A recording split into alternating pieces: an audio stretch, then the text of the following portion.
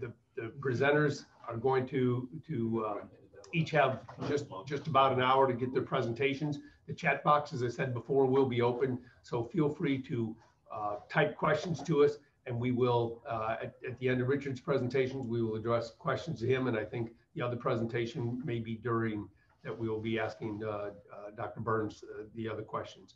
Before I turn it over to you, and it's still only 1:02, I do want to remind you that we are February, the last Thursday in February, that your LIAF dues should be paid. It goes up at the end of this month. It goes up another $5. So I'd ask that you all, we appreciate the extra $5, but it's not necessary. Please, dues paid, get everything brought up, and kudos to Kevin Hunt, and we're here at his office. Kevin has been working on the certifications, and you should be receiving all your certification. I think Kevin is creeping. Yes. Come on, Kevin. I would, if I could, just 2 seconds. Been sending out a lot of certification renewal information. There's a few people who have really have CEUs covered, but dues are a little weird. We just finished revising the layout and the website so that you can go back and pay your 2018, 19, and 20 dues and your 21 dues on the website. So if that's holding you up, get in there, get them paid. Shoot me a copy of the receipt if I've sent you a notice about certification, and we'll get you squared away. If you have other questions about certification, just reach out to exam@landscapeinspectors.org, and I'll do my best to help button it up for you. But we've just got a few things out there where we've got some past dues we've got to get settled in. If you have trouble paying, they can email webmaster@landscapeinspectors.org. And if there's trouble paying, you can email webmaster@landscapeinspectors.org as well. So that's all my 2 cents. Thank you, Bill. 2 cents or $60 worth, whichever happens first. All right, as promised, we are gonna turn it over to Mike Marshall. Mike, I really appreciate you taking time to do this. I know how busy your schedule is, so I will turn it over to you now. And again, as people have questions, please feel free to enter the text box or enter them in the text box, and we will cover them at the end. So thank you again, Mike. Yes, sir. Thank you for having me. I always appreciate the opportunity to speak with y'all. I think my first public presentation after I graduated from college was down in West Palm Beach 25 years ago. So I love coming down there. Hopefully in the near future, we'll be doing face-to-face seminars again, and I can be back down that way, maybe presenting on quality trees like I usually do. So talking about Zoom, it does allow me to have been planting trees this morning, and here I am talking to you guys this afternoon. So it's kind of a cool thing, but can't wait to get back face to face. So thanks for asking me to be here. I'm going to be presenting on just a little bit of an overview of the grades and standards, but most of my talk today is going to be about a new update that'll be coming out, we hope, later this year. It would be the version 6 update. And there's been a committee working on that, and I'll get into that, some of the details on that. But it's not finished. We're looking for public review and feedback of some of our suggestions. So I'm going to talk a little bit about the history of grades and standards, where we are with the current version, some of the overview of the 7 steps, and then where we're going with suggestions as a committee. And at the end, I'm happy to take questions, take down comments and notes to take back to the tree subcommittee.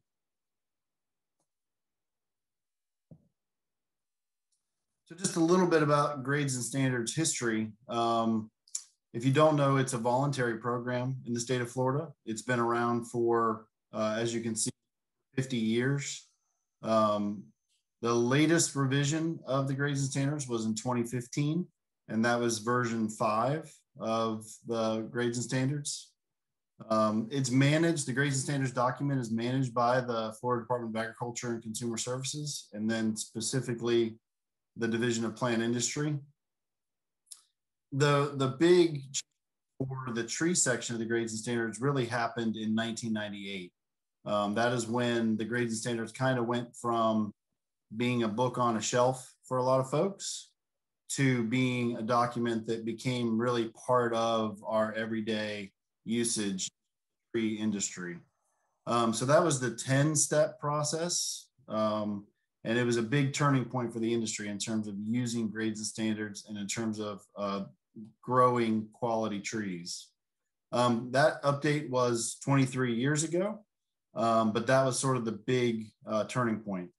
But really what the grades and standards does is establishes a way for the buyer and the seller of trees or palms or shrubs or other plants to communicate effectively about what their expectation is when they're buying, and the seller being able to meet that expectation.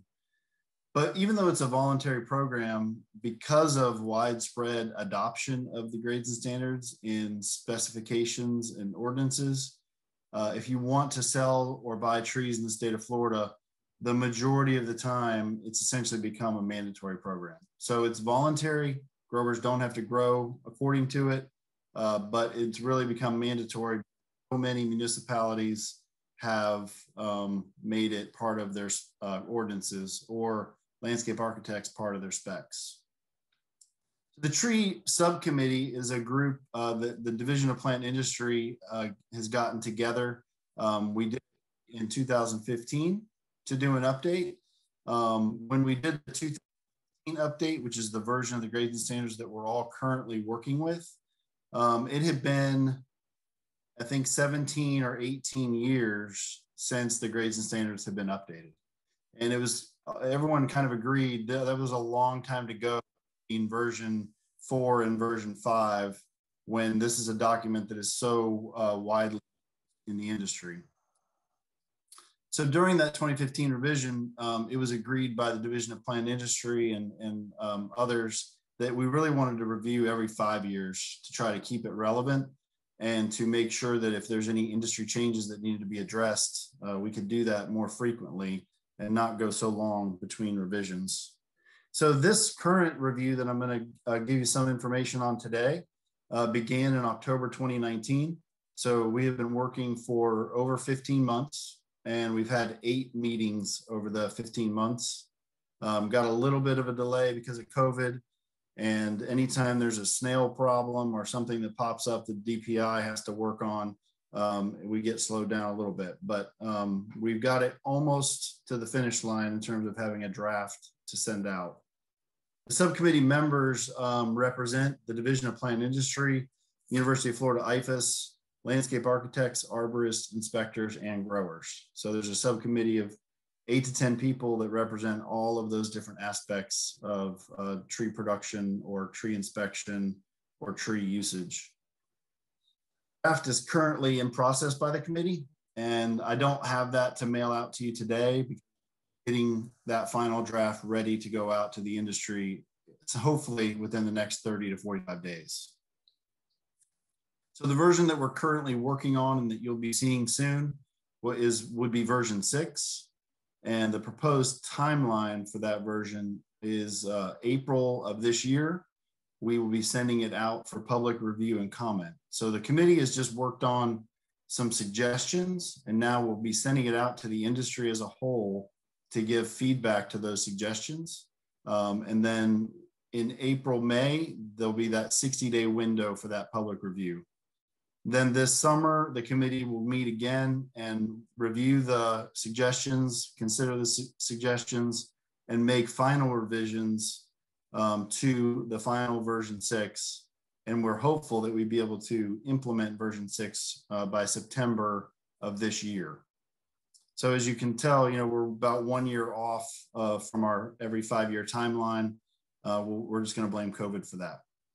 But just to understand, everything I'm talking about today is not in effect yet. So the current 2015 grades and standards is in full effect and will be in full effect until the 2021 update is implemented.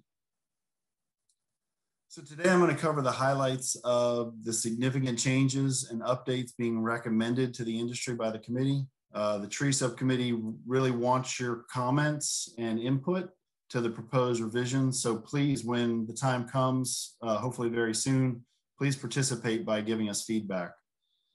You can look to the Landscape Inspectors Association, FNGLA, ASLA, and other industry organizations for an announcement of when that's going to be available and when the comment period is going to be. But like I said, we hope it's going to be in the next 30 to 45 days. Again, the current version is in full effect and will be until the new is implemented. So just an overview of the current grades and standards for those on the call that it might be a newer subject to. I'm just going to talk a little bit about the different grades. There's a Florida Fancy, Florida number 1, Florida number 2, and a Cole. The grade that is most commonly spec'd in the state of Florida is Florida number 1. So there are certainly some folks that spec Florida Fancy, maybe occasionally a Florida number 2, but I'd say 90–95% of the time, Florida number 1 or better is what is spec'd. So obviously we're not making any suggestions to change anything that high level. All those same grades would still be in effect. And I'm not going to spend much time talking about a Cole. Coles are not viable and not anything that really should ever come out of the nursery, let alone be planted in the landscape.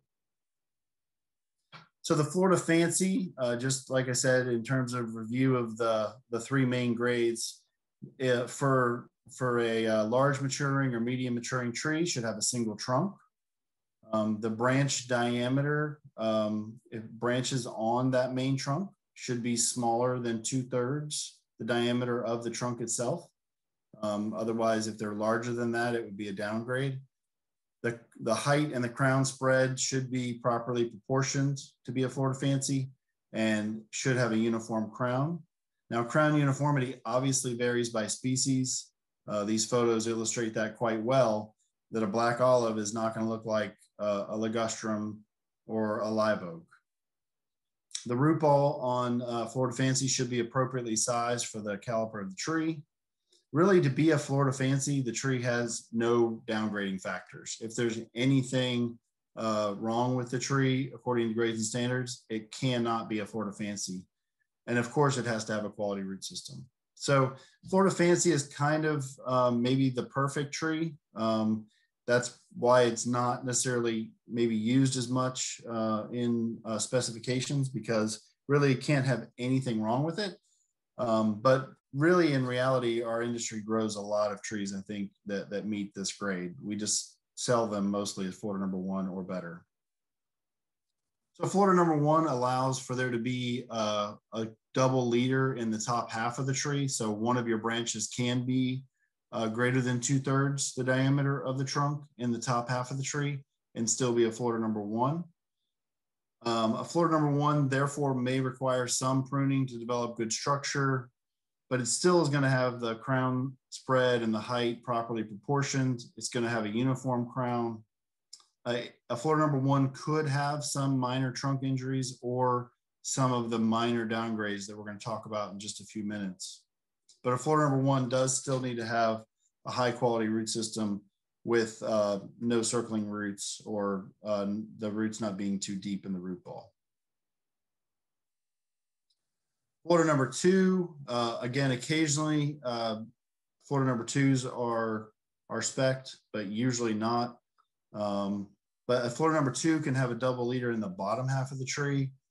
Just because it's a Florida number 2 doesn't mean it's a Cole. So I don't know that industry-wise we do a good job of allowing for number 2s and allowing for pruning, because in reality, as you can see from some of these photos, a number 2 doesn't mean it should be thrown away.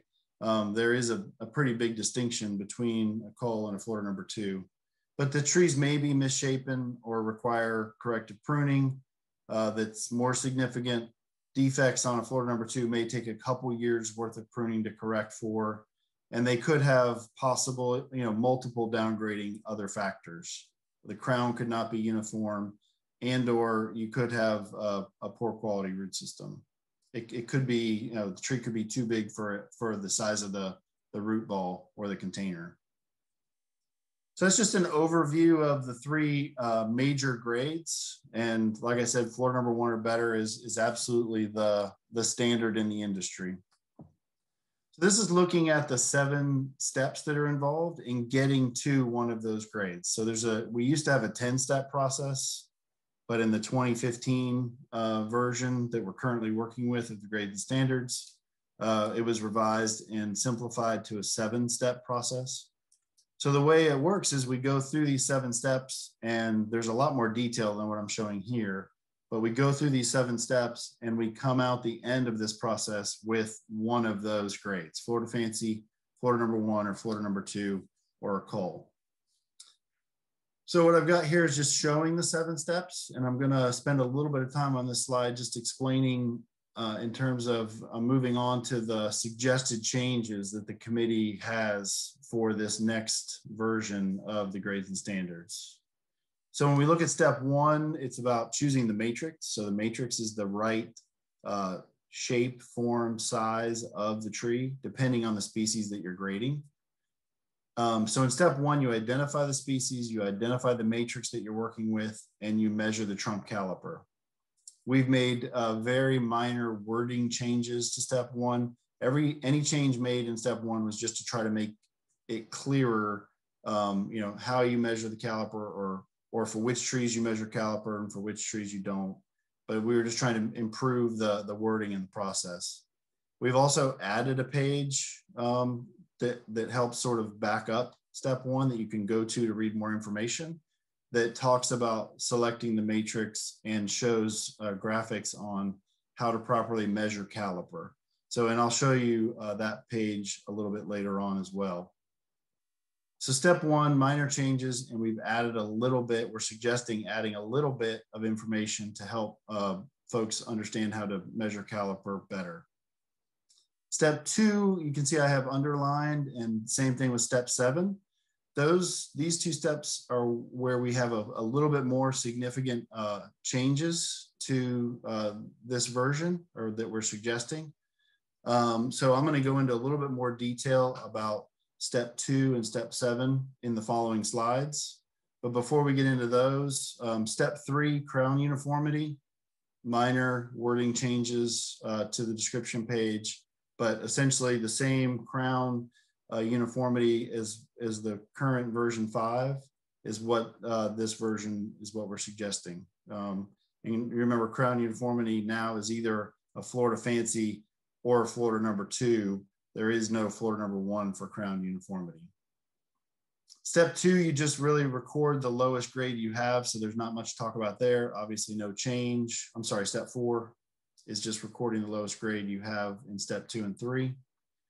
Step 5, what I call the major downgrading factors. All it takes is one of these to be true in step 5 to downgrade the grade of the tree. Those are tree height, crown diameter, root ball integrity, root ball size, or if the tree is a certain size and still requires a stake to hold it upright. So those are the major downgrading factors. No significant changes to those at all, other than just, again, minor wording changes, trying to make the document a little bit more user-friendly or easy to use. Step 6, what I call the minor downgrading factors. It takes only one of these to take a Florida Fancy to a Florida number 1, but it takes multiple of these to take a Florida number 1 to a Florida number 2. So that's why they're not quite as significant, not quite as maybe as important. On this step, we did delete what has been in there from since the 1998 update, which is a downgrade that says that major branches are touching on the tree. The reason that we are suggesting deleting this is that, again, every time we start this process, we say, is this something that actually contributes to the document? Does this ever really get used in the industry? And we felt like major branches touching on a tree rarely, if ever, leads to a downgrade of a tree. It's sort of like, if you remember the original version, the 98 version of the grades and standards, we had how branches had to be spaced 6 inches or 4 inches apart. And we got rid of that over time, because it just really, when we're dealing with nursery trees, when we're dealing with young trees being planted in the landscape, this just isn't something that comes up very often, if ever. So our suggestion is to delete the major branches touching as one of the minor downgrading factors. And then also we're leaving in the included bark. on a large maturing or medium maturing tree as being a downgrade, but exempting small maturing trees from the included bark downgrade. The suggestion for this is because oftentimes small maturing trees are grown with multiple trunks and or they don't, because they're small maturing, they tend to spread out and maybe have multiple trunks higher up in the tree. And completely avoiding included bark on a multi-trunk tree is very difficult to do, and not necessarily as significant as included bark on a large or medium maturing tree. So our suggestion is to two things on this step number 6, to delete the major branches or touching and exempt small maturing trees from included bark being a downgrade. All the other things on this step would remain the same. The flush cuts, the branch stubs, trunk wounds, necrosis, chlorosis, thinner crown, all of those would remain the same. So again, step 2, we kind of skipped over. I'm going to go into more detail. Step 7, root structure, which we all know is, sometimes people say step 7 should be step number 1, right? Because if the roots are bad, why are we even still talking about the tree? We're not suggesting moving it to 1, but we are suggesting some definition changes, again, to make the document, we think, better. And I'm going to get into those in more detail in the following slides. So starting to look at step 2, the suggested changes that we have here is that what the grades and standards currently reads is that for a Florida Fancy, the tip of the leader on the main trunk must be intact and its terminal bud be the highest part of the tree. What we're suggesting is that for a Florida number 1 and a Florida number 2, the tip of the leader on the main trunk may be cut with a heading cut up to 1/10 the trunk diameter trunk caliper without being a downgrade.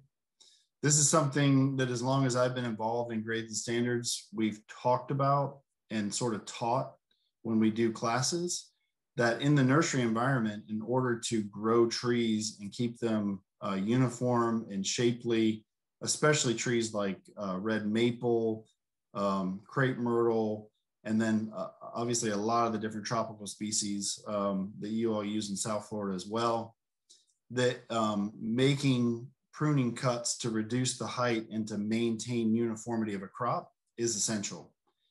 Currently, the way the grades and standards is written, growers have to sort of hope that they're going to prune their crop, the trees are going to flush in the next 30 days, and then you're going to ship it. If I prune the crop and I need to ship it in the next 2 weeks, but I don't have the other 2 weeks to wait for the flush, then it's technically a downgrade.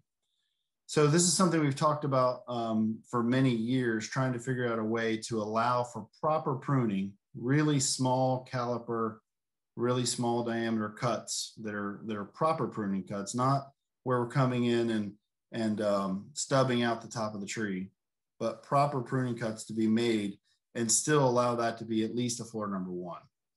So that's our suggestion to the industry, is that we maintain what we've always had for a Florida Fancy, that the tip of the leader on the main trunk must be intact and its terminal bud be the highest part of the tree. We're suggesting that for a Florida number 2, that the main leader, you still need to have the shape and the dominant trunk and everything else, but that main leader can be cut properly and still not be downgraded to what used to be a Florida number 2 if the tip of the leader was cut. I've got just some pictures here to help illustrate this. So you see a red maple in the left-hand picture. That tree, about a 3-inch caliper, 2.5, 3-inch caliper, properly pruned. But at the top of that tree, you have the pruning cut that you see in the picture on the right. So again, we're not talking about allowing major topping or hacking of the tops of the structures of the trees. We're talking about just a small change, but still maintaining the Florida Fancy grade with the leader being fully intact. Now the picture on the right, again, during the growing season, within 3 to 4 weeks, that's going to have an intact leader again, but you just have to do that resetting of the height to keep the tree more uniform and in proportion. Some trees just grow too fast for their own good. So that's the suggested change there on step 2. The other suggested change we have in step 2 isn't changing the grading. It's simply putting a note in step 2 in the explanation page that says these words exactly. Trees may be pruned at planting in an effort to improve grade. For example, 1 of 2 nearly equal trunks correctively pruned according to Appendix A, which references the back of the manual and some pictures, and I'll show you those in a minute, may meet grade even though the branch diameter on the pruned stem remains unchanged. So again, this is something that if you've been to grades and standards classes for the last 15 or 20 years, this question always has come up. Can trees be pruned on site and fix the problem, the reason the tree is being downgraded? Like, I want this tree, I like this tree, I want to keep it on site, it just needs a pruning cut, but I can't. I've had inspectors tell me, I feel like I can't do that because the grades and standards doesn't allow for a way for me to do that. So what we're hoping this wording, and if there's ways to tweak or improve this wording to make it even better, we're hoping it's going to allow for when you want to keep a tree on site, that you could actually say, okay, this says I may prune the tree in an effort to improve the grade, and that the tree may meet grade even though the branch diameter on the pruned stem remains unchanged. So that's our second suggestion on step 2 for the industry to give us some feedback on. And here's just some example pictures. I pulled these from the document, and then the bottom illustrations by Ed Gilman, those are part of the appendix that it references to, just showing that, you know, you may get those trees that look like the A or the B, and you can trim them on site and end up with a very high quality tree, if that's something that you want to do, or that your owner or your municipality will allow. So again, that's the suggestion, that's the note in the way it would read, and we would love feedback and input into whether or not that's going to help in those sorts of situations when you're trying to do some pruning to help improve the grade. So on step 7, we look at quality of the root system and the root structure. Step 7A talks about the topmost structural root emerging from the trunk in the top 2 inches of the root ball. So it's dealing with planting depth or rooting depth in the root ball, because as you all know, we've had issues with that over the last 10 or 20 years, trees being too deep in the root ball. I think more so in other parts of the country than in Florida, but definitely been an issue. So this step just simply makes sure that your structural roots are in the top 2 inches of the root ball. Our suggested changes have to do with step 7B, which is the one where we have lots of fractions. And we've tried to figure out how to fix this fraction thing, but it just still is there 25 years later, where it says a tree is a cull if the root greater than 1/10 the trunk diameter, circles more than 1/3 of the trunk. In the previous versions, it said in the top half of the root ball. What we're suggesting for industry feedback is making the top half of the root ball really into the top, or making that into the top 1/4 of the root ball. The reason for this is we all know that the majority of the structural roots in a tree come out in the top, even in a large mature landscape tree, the majority of the roots are in the top 12 to 18 inches. So digging deeper and deeper into root balls to find circling roots, instead of going halfway down a root ball, we're suggesting we look in the top 1/4. Obviously, you're going to have structural roots in that top quarter that are going straight. But do we need to keep digging further and further down as long as we find those structural roots in the top 1/4? And our suggestion is no, we don't. That we can change that from 1/2 to 1/4. The other suggested change for step 7B is another note that we're adding that says if 3 or more structural non-circling roots emerge from the trunk above the circling roots, the tree is not a coal. So there are circumstances, and I'll show some pictures in a minute, where we have great lateral structural roots at the top of the root ball, but there could be something happening down beneath there. There's even folks that are working on developing, some sort of radar or something to be able to see down below. And I think the committee is trying to say with this note that as long as you've got good structural non-circling roots emerging from the trunk, we don't need to worry about what's happening, what could be happening down below those roots, because those lateral roots are the main roots in that tree and will continue to be once it's planted in the landscape.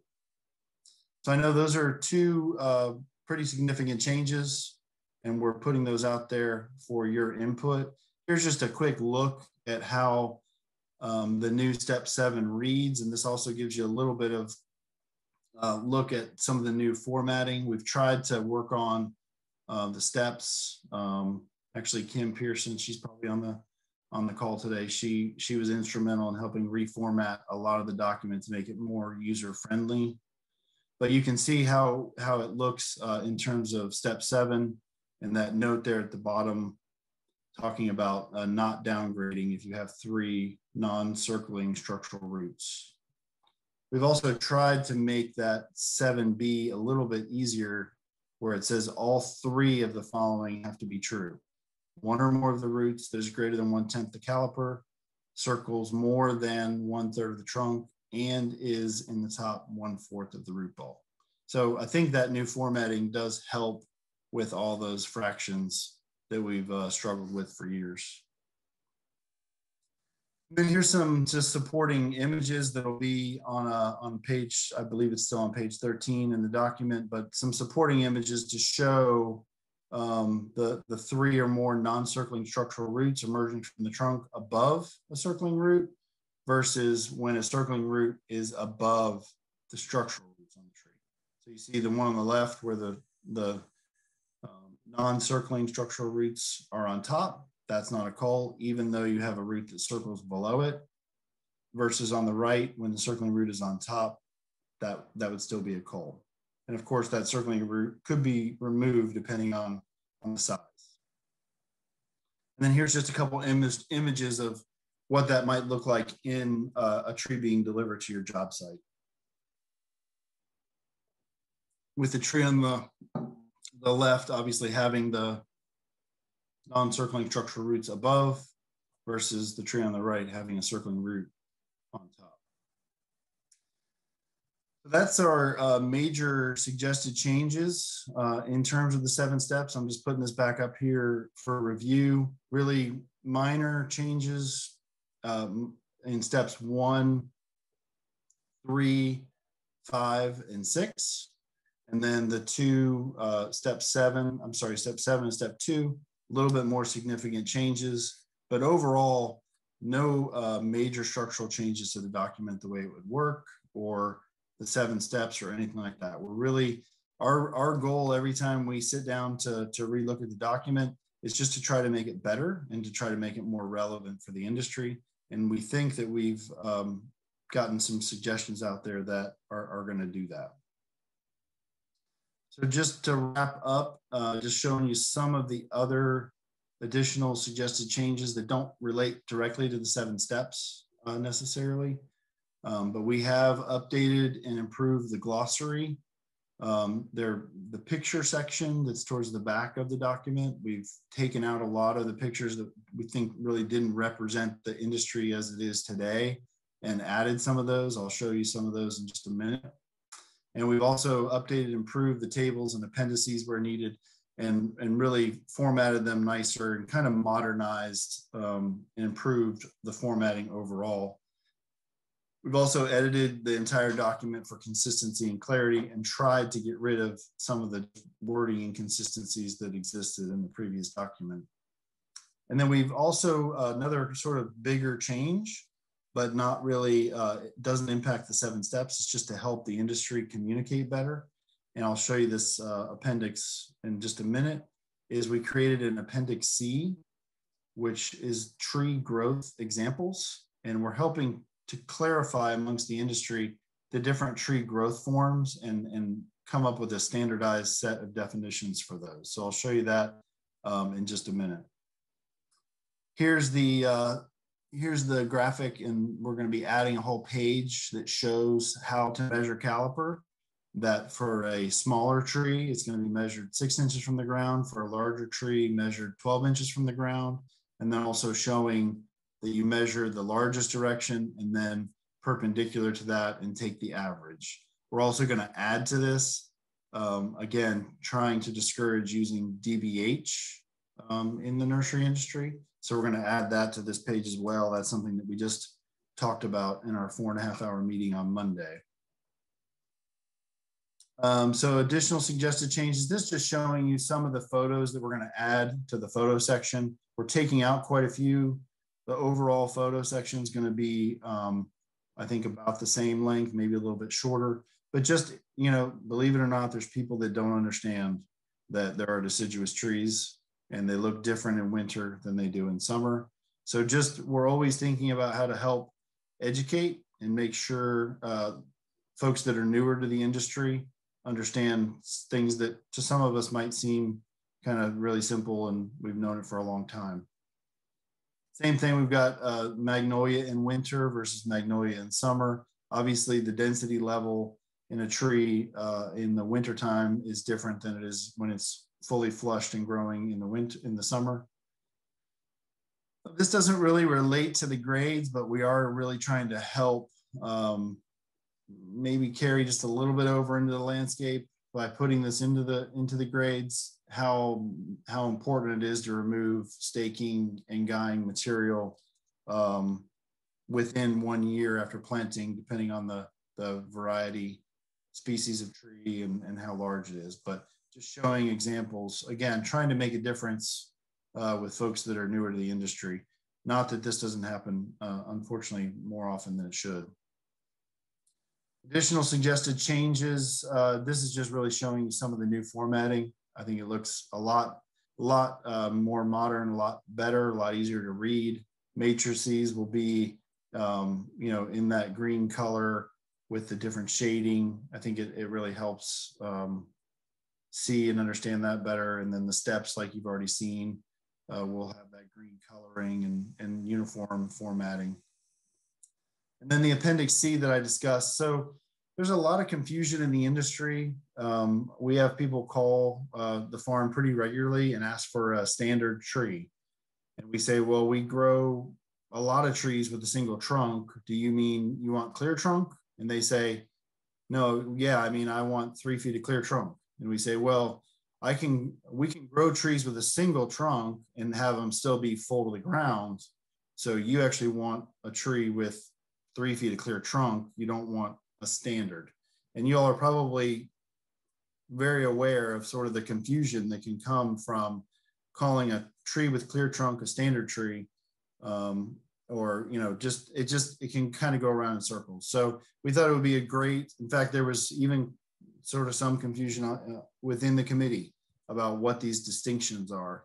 So we thought it would be a great appendix to give to the industry, just to help clarify what a clear trunk tree is, what a full to the ground tree is, what a standard tree is, and what a multi-trunk tree is. So we have these descriptions and definitions for each of those. And then we also have this graphic that shows you can have a standard single trunk tree that is grown either full to the ground or with clear trunk. And you can have a multi-trunk tree that is grown full to the ground or with a clear trunk. So just to help, again, with communication between buyer and seller, we've added that. One of the committee members worked pretty hard on that to get this up there for the industry. So again, just a reminder, timeline, we hope to have the draft document out to you to review in April. We hope to be implementing this new version, version 6 in September. We really, really want your input and appreciate any input you can give us. Look to all the different industry organizations and understand that everything I just talked about in terms of the changes are not in effect now and won't be in effect until we implement the new version, hopefully in September. Okay, that's all I have. I've got time for questions and can go back to any of the images if you'd like or have questions on them. Great, Mike. You can go ahead and put or keep control of it. I do have some questions rolling in, and because I get to control the buttons, I get to ask my questions first. So the first one was, Mike, when you were showing full to the ground, is there a percentage of the canopy? You know, how much trunk can you be allowed at a different age? So a 12-foot tree to be full to the ground, is it still, like Kevin threw out that 60% number, or is there a certain amount or some percentage that we could use to say, yes, that is full to the ground? Yeah, so there's not any particular standard on what's full to the ground, what's not. You know, as a field grower, we can't quite get trees as full to the ground as container growers can, because they're often growing them above the ground, so therefore the branches really kind of droop down. So I think it's really, there's a lot of variation. You know, do you call a tree that has 6 inches of clear trunk a 6-inch clear trunk tree, or do you call that full to the ground? But usually clear trunk, it starts to get into that 2, 3, 4 foot of clear trunk, or even more. Obviously, some of the DOT specs, you know, are 8 foot of clear trunk. So clear trunk is usually measured in the feet. I'd say full to ground is usually going to be literally anywhere from 0 to 12 or 18 inches, depending on the production method and how the particular nursery grows. Excellent, thank you. 2 other ones real quick. You kind of alluded to that early on, Mike. Why not make step 7 step 1? Because if it can suddenly be a cull due to poor circling roots, you go through all the others and it's a fancier number 1, and suddenly it's a cull. Tradition, I don't know. No, I mean, I do think it's something that we talked about in the version 5 meetings, which would have been 7 or 8 years ago when we went from the 10 steps to the 7 steps. I think it just felt like kind of making that big of a switch. You know, I don't know. We just kind of settled on maybe we don't need to move it around, but we certainly don't, in thinking that, aren't de-emphasizing the importance of the root system. It's just always kind of been there. Sort of roots is the last step. But yeah, like I said, it's been talked about for a long time. Should it be step number 1? We just didn't go there. So, well, you may get that as a comment from industry. I'm just giving you a little forewarning. Yep. And then the last one, then I'll take questions from the others that have been coming in. In the city that I work for, Sunrise, we have what we call the Sunrise strapping method to avoid that exact problem that you see with the Wellington tape. And that is, we just utilize burlap to go around the base of the trunk. And then you, as opposed to securing the Wellington tape to the trunk, you tie it under almost like a belt loop through the burlap and back to itself. So when the burlap rots, it just falls to the ground and takes the Wellington tape with it. Yeah, good idea. Yeah. And I think there's lots of great ways to avoid that happening. We just wanted to put it in there just to, you know, there's some folks that are new to the industry, and just as a reminder, you know, we spend a lot of time growing, selecting, purchasing, installing, establishing quality trees. And all it takes is to not go back and do the maintenance to take off the guying, and the tree is destroyed. So I think really it's just more of a, you know, helping the industry, if we can in any way not forget. That's a really important step. So agreed. Okay, some questions from the cyber world that's out there. Actually, this one's from a friend of both ours. This is from Mike. And he said, circling roots, this is more of a comment, but he said, circling roots frequently can be found in the top half of the root ball. These roots in the top half of the root ball can can compromise future stability.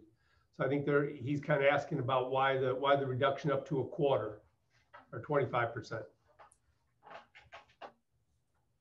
Yeah, I mean, I think there's I think the real reason that we talked about it was the majority of structural roots really end up in the top 12 to 18 inches of a root ball. And that, I mean, you know, what is your job as an inspector or as a buyer or as a grower? How deep do we need to be digging in a root ball to find problems? And like I said, there's even folks talking about, you know, developing, you know, I don't know if it's sonar or what it is, to be able to like to be able to image into a root ball and look at problems. And all we're trying to clarify with the changes that we're suggesting is that really, if there's structural roots, any sort of defect that you could find below those doesn't matter, because those straight non-circling roots on top are what become the main roots of the tree. Obviously, I think growers, everybody wants to grow every tree with every root that's not circling or not have any deformities. But, you know, when you're growing trees not in the native soil, you know, there's going to be deformities that happen. So we're just trying to emphasize what's most important, not that there can be something down there, but as long as you've got non-circling structural roots above it, you're in good shape. So. Okay, great. Then another one from another friend of ours, from Henry. He said, for the pruning change in step 2, does it have a maximum to be pruned? So is there a maximum that you can prune it back?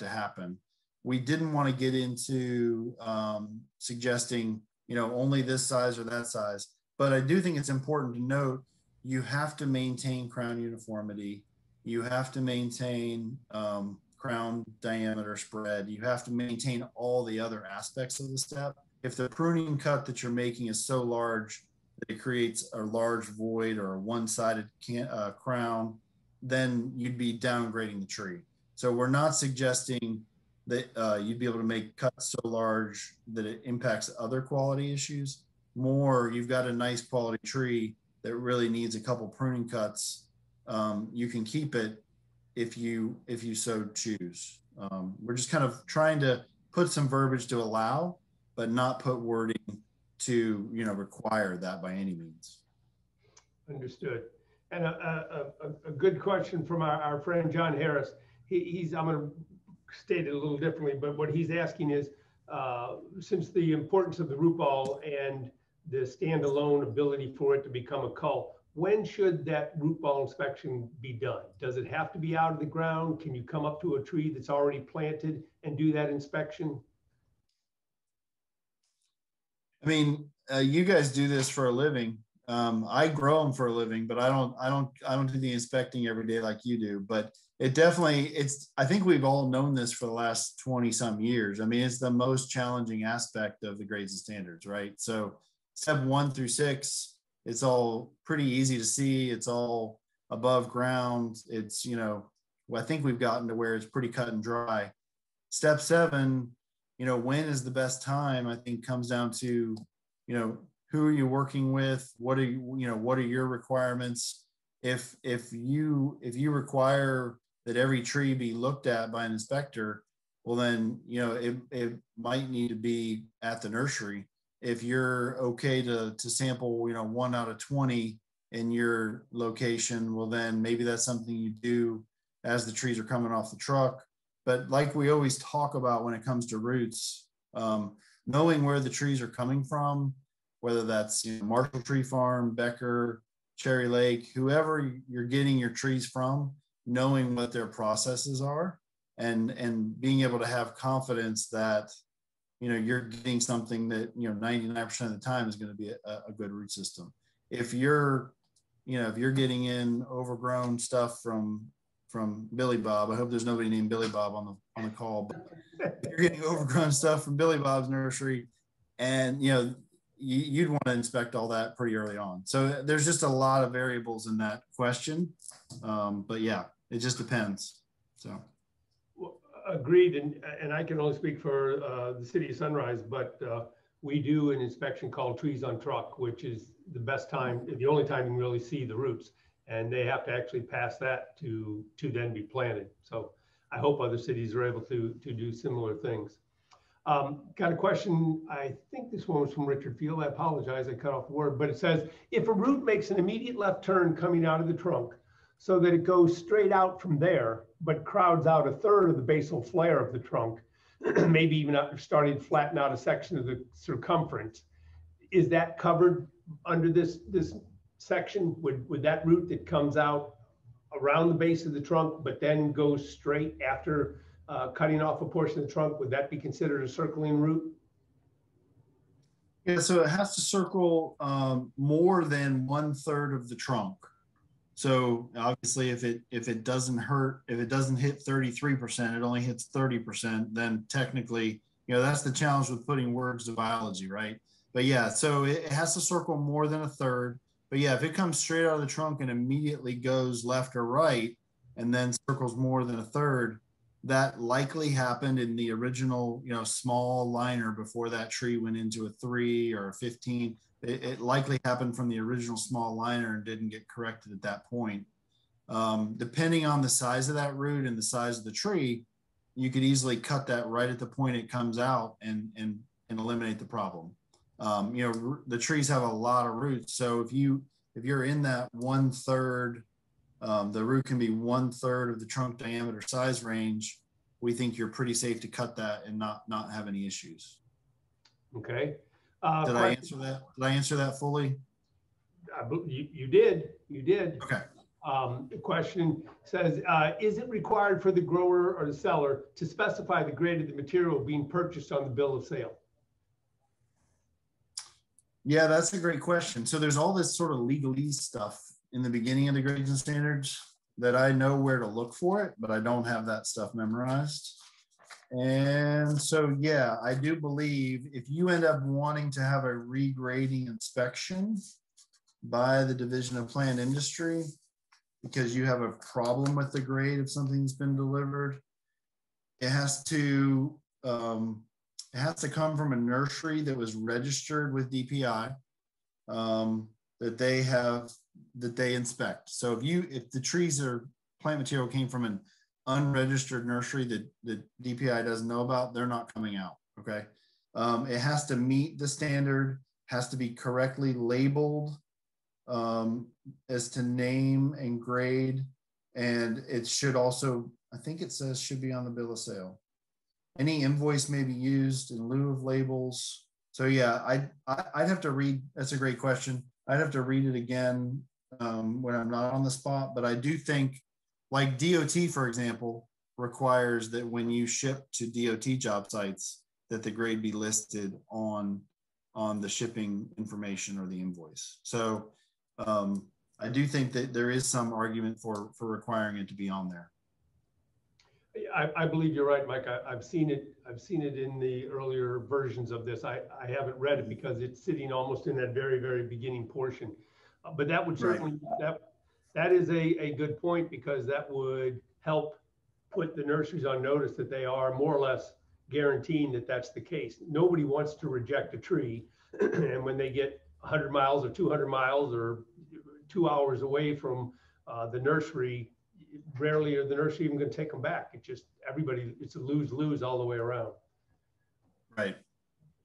Yeah, I think, and making sure they're coming from a DPI inspected and state registered nursery. I mean, all of those aspects are sort of baseline. DPI won't help you at all without those being in place. So, agreed. Another question, can grow bags be specified instead of plastic pots for trees? It seems like this would resolve 95% of the root issues.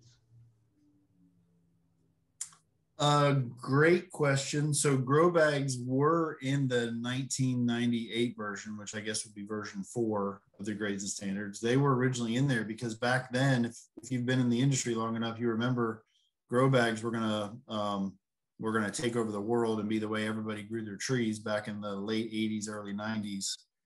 So there was a whole other category in the grades and standards for grow bags and the dimensions they needed to be, where now there's just B&B and container. So, but they were smaller then. People were trying to grow a bigger tree in a smaller grow bag.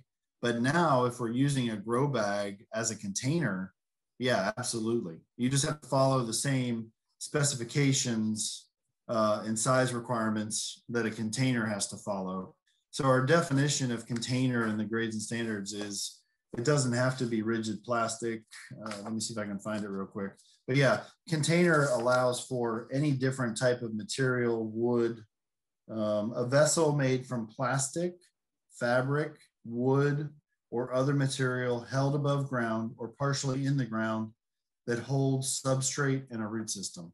So yeah, grow bags are absolutely allowed. They just have to meet the full container size that's listed in the matrix. It can't be sort of what we may have think about 20 years ago, where they were like a smaller size than the rest of the production methods. So it would be up to the landscape architect to put it on the plan if you wanted to specifically have it for one job site, something along those lines. Yeah, or it's just you could just think of it as a fabric container. But yeah, if a landscape architect wanted a grow bag specifically for some reason, they can always add to what the grades and standards says. They can always add to that spec for sure. And we're getting down to it, but one last question for you. There seems to be some concern about the allowance for touching and included bark even on smaller trees. If you could elaborate on that a little bit. Yeah, well, like I said, and like when you look at this image here, say a multi-trunk, and you think of a ligustrum or a crepe myrtle or you name it, any of the sort of multi-trunk trees, just by the nature of having 3, 4, 5 trunks in the same area where with a large maturing or a medium maturing tree, you'd only have one trunk. As those trees grow and as those trees get bigger, you're going to end up with included bark. But those trees seem to handle that okay. And they're small maturing. They're not, these large maturing 60, 80 foot tall trees that included bark means you're going to have a hazard or a big failure necessarily. So it was really just a conversation among the committee about the reality of growing trees with multi-trunks and how it's pretty difficult to meet that requirement just based on the nature of the tree. Certainly if folks have strong opinions otherwise, we'd love to hear them, but it just kind of seemed almost like, this is reasonable considering the growth form, that's the way these trees should be treated. They shouldn't be lumped in with large and medium maturing trees. I appreciate that. And I think what we're seeing down here, especially in the South Florida area, which is primarily the group that we have here, there is such a competition for green space, for usable green space, that all of our grand canopy trees are becoming limited on the property. Oaks are great. We all love them. There just are very few spots available anymore, unless they combine green area or have a park, that we're getting more and more into those smaller, slower growing, lower developing trees. So we're seeing a lot more of them out there, a lot more species that we're forced to use. And we're very concerned about it because it's going to become the dominant canopy that we have down here. So when you talk about included bark, you talk about anything that allows those to be a weakened tree, we're a little hyper about it, I think is the best way. No, I understand. Yeah, and of course, there's like for crepe myrtle, for example, there's standard versions of that, but they're still considered a small maturing tree. And so no, but if there's issues that we're missing, the more we hear that from the industry, the more it'll be considered yeah, I understand. Mike, do you all make these same presentations to growers? Because, you know, as landscape inspectors and urban foresters and purchasing these trees, by the time it gets to the landscape, that should be the easiest job in the world for the landscape inspector, because they've been grown by quality nurseries like yours to be in Florida grade #1 condition. They've been picked up by a contractor who hopefully their driver, whoever selected them, is knowledgeable in the grades and standards. So they've double checked your work that they're still great, Florida grade #1. They're delivered to the job site. So the landscape inspector is like the third person to see these. This should just be a nod and go. And that's not really what we're finding. We're finding a lot of issues and rejection at that late going. So my original question, are the growers as aware of the grades and standards, and are they being taught this to the same degree that the landscape inspectors and the people down here are? I think so. I mean, I would guess there's some growers on the meeting here today. Obviously, there's probably less grower numbers overall than inspectors and buyers. But I mean, we did this same presentation for FNG, or I did the same presentation for FNGLA back in November, as we were still close to finishing, maybe not as close as we are now. But so, I mean, yeah, we teach grades and standards, and I'd say usually the grades and standards class, 20%, 10 to 20% of the attendees are growers. So yeah, the growers are very, very interested in grades and standards. I mean, assuming they're a quality grower, they're very interested in the grades and standards and any of the updates. So. Well, Mike, I appreciate it. The hour's kind of flown by here. I really thank you. This is information, like I said, the Landscape Inspector Association, this is our bedrock document, and we use it continually. So we appreciate you all reviewing it. We appreciate very much that you're seeking our opinion to the changes that are going to be made, and open to other things that may or may not have been considered. So again, thank you from all of us. Thanks for taking the time, and we appreciate it. Thanks for having me, and I hope to see everybody again soon. Thank you. Yep. Take care. Be safe. Yep. Okay. For the rest of you, we will move directly to our second phase. What I've done, and Jeff, you are co-host, so you can click in anytime you want to. We're going to go to a section or an idea that we have not done before with the Landscape Inspector Association, and that is we want to talk a little bit about the ethics of being involved with this association, the ethics of being involved as an arborist, and what are some of the expectations that are laid out in the ethics portions of the rules and guidelines for both ISA and LIAF, and in general, what it means to our association. And the reason this comes up, I am kind of looking to this as it comes to the new Florida statute and some of the issues we've seen statewide, not necessarily here just in Broward County, but statewide, with approvals and some of the letters that are coming in that seem to be maybe contradictory to the best of the industry. But that's a little bit of my opinion. I don't want to take Dr. Burns's, I don't want to tell you his opinion. He's totally on his own. So Jeff, if you want to tell everybody a little bit about yourself, I will turn it over to you, and you're happy to do it. Bill, I lost your audio. Do you hear me? Yes, I do. Okay, and do you see my slide right now? Yes, I do. Determining. Okay. Keep me honest if it doesn't advance. So hi, my name is Jeffrey Burns. I'm a professor of ethics and philosophy. I am coming to you from Grand Rapids, Michigan this morning, or this afternoon, I should say.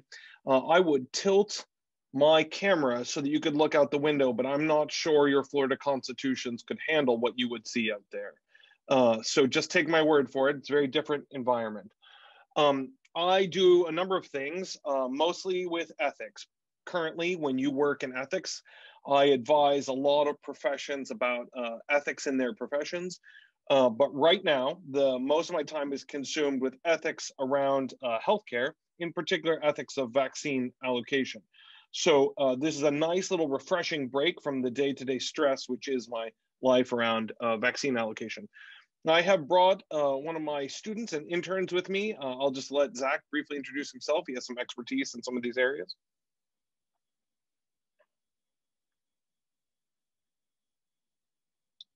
Zach, I don't hear you if you're introducing yourself. Mute, maybe.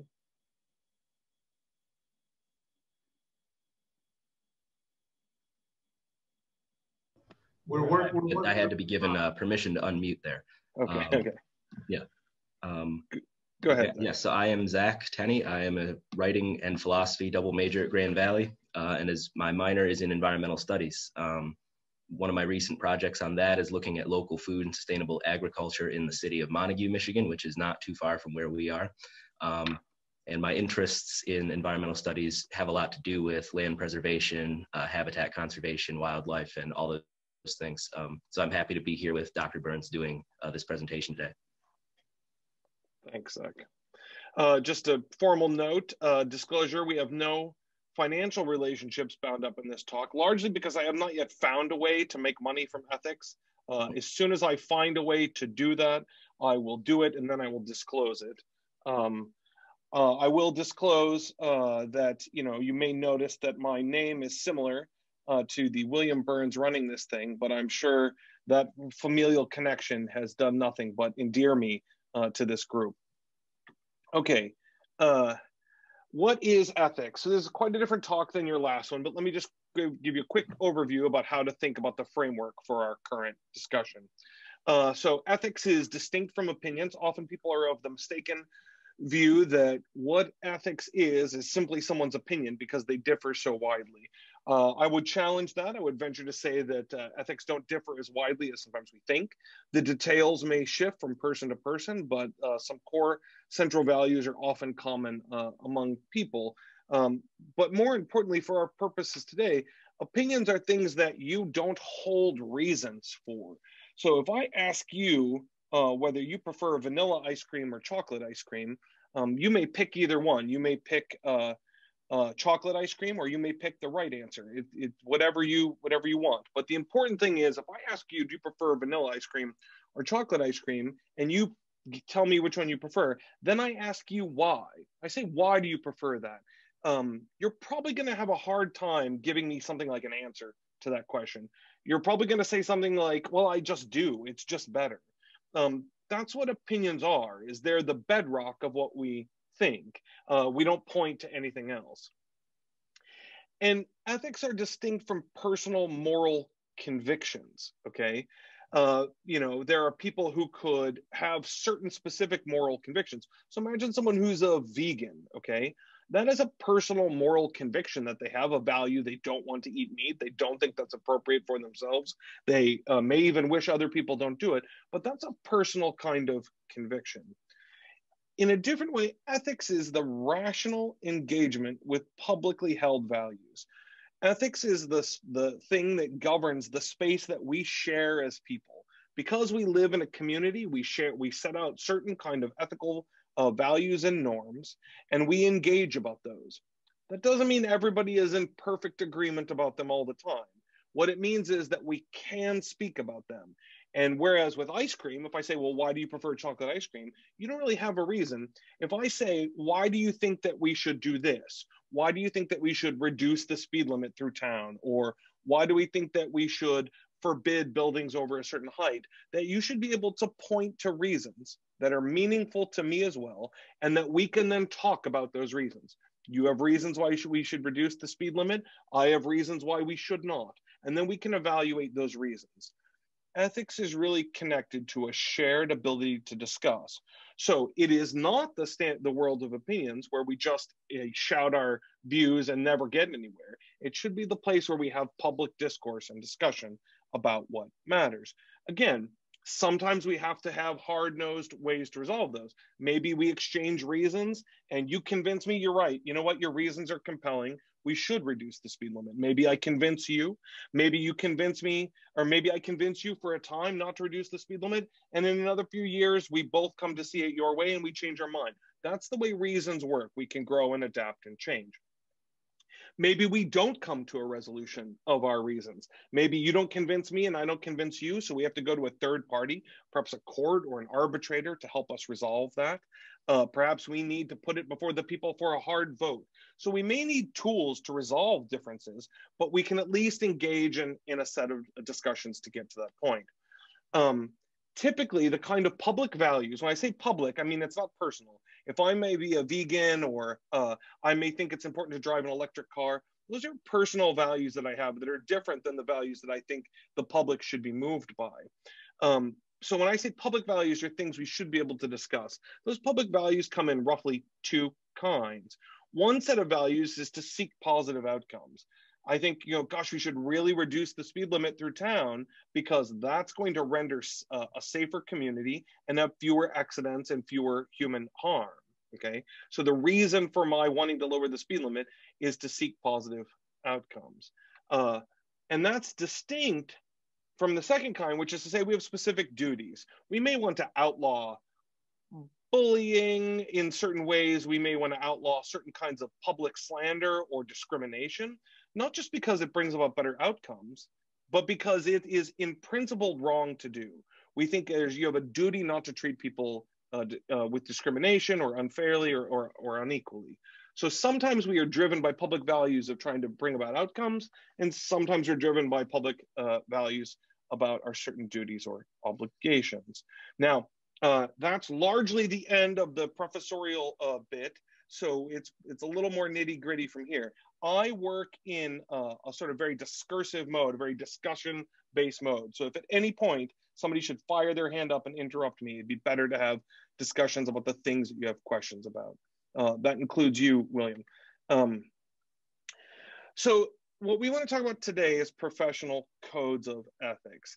And professional codes of ethics tend to be based on the second kind of values, outlining specific duties for a population, usually connected around a specific profession or group of professions. So whenever a body comes together and forms a kind of shared interest, shared goals, they may carve out an organization with certain commitments, a certain mission statement, and then they may lay out a list of ethical standards that they expect members to hold. Typically, those standards come in the form of expressing duties that are shared by the people who are members of that group. So we'll talk largely about the professional codes of ethics. Worth just a side note, and at the basis of this is really what we may focus on today, is ethics and the law. So as someone who talks about ethics a lot frequently, people will often just make a equivocation. They will also just go back and forth between talking about what's ethical and what's legal. Anytime I talk to physicians, they always ask me, if I say, well, I think it's unethical to treat patients in this way, they'll always say, well, will I get put in jail? Will I be sued for this? And I say often, there's a real difference between ethics and the law. And so it's worth just talking about this in this domain today. Ethics between people who live in the same community generates certain kinds of puzzles. Puzzles arise in ethics, and they're really hard, and people will do whatever they can to try and alleviate the burden of those ethical puzzles. One way people will alleviate the burden of those ethical puzzles is to try and make laws that resolve them. And so good lawmakers, good legislators will help make good laws that resolve those puzzles, to help arbitrate disputes, cut down on conflict, but cut down on ambiguity to try and render something clear for people in the community. Here's what it means for a property line to be marked. Here's what it means for a tree to extend over someone else's property line. So the law can intervene to try and add clarity and resolve those ethical puzzles. Yet law and ethics remain fundamentally different. And I think just a brief sort of reflection will tell us this. There are many things which are illegal, but not unethical. And then there are things which are unethical, but not illegal. So think about this. If my office here is right next to a sort of state road with a 50-mile-an-hour speed limit, if I drive 53 miles an hour down that 50-mile-an-hour speed limit, is that legal? Is it legal for me to drive 53 in a 50? I'm going to wait. I'm going to hold out See if someone can answer me here. 50 and if I drive 53 and a 50, is that legal? We're getting no's. Okay, the answer is no. Yeah, it's not legal. Is it unethical?